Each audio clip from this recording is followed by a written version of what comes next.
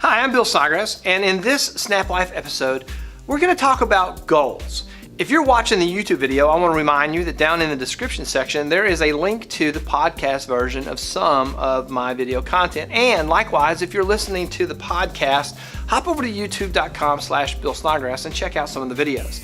Now we're going to talk about goals. We've been talking about willpower in previous episodes in which we talked about willpower being the thing that moves you from wanting to do something and wishing it was a good idea to actually making a plan to do it.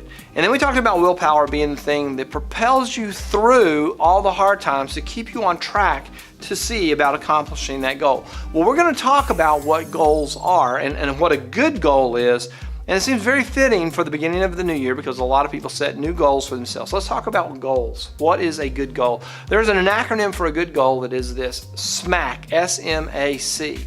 Now the first letter S stands for it is simple. That doesn't mean it's easy to attain. That means it is not complicated and not connected to things that you can't control. So setting a goal that is connected to other things that you can't control makes it complicated and you can't attain it. A good goal is something that you have the power to control all of the pieces of, and you don't have to do this in order to do this. This goal is attainable and it's not connected to attaining something else first. So that's simple. It's not complicated with other factors outside your control. Second, it has to be measurable. You don't know if you've attained a goal if you can't measure it. If your goal is, I want to be better at photography, I want to be better at basketball, I want to be better at whatever, I want to lose some weight, I want to eat better. What's better mean?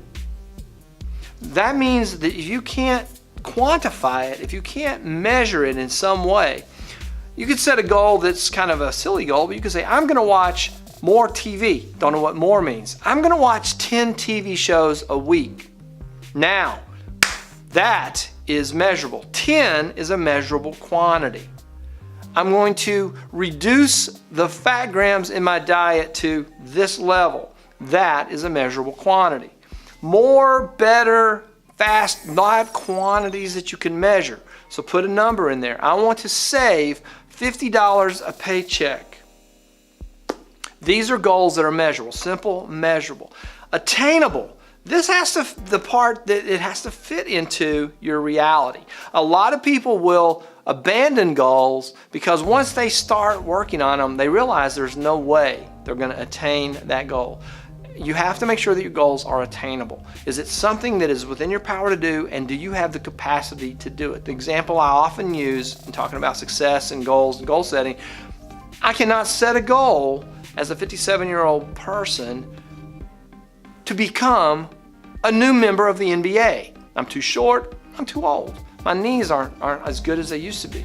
I don't have the moves, and despite the swishing video, it's probably not likely that I'm ever going to be in the NBA. That is not an attainable goal. And the last is it has to be compatible. And this is another piece that calls for the goal to fit within the context of your reality.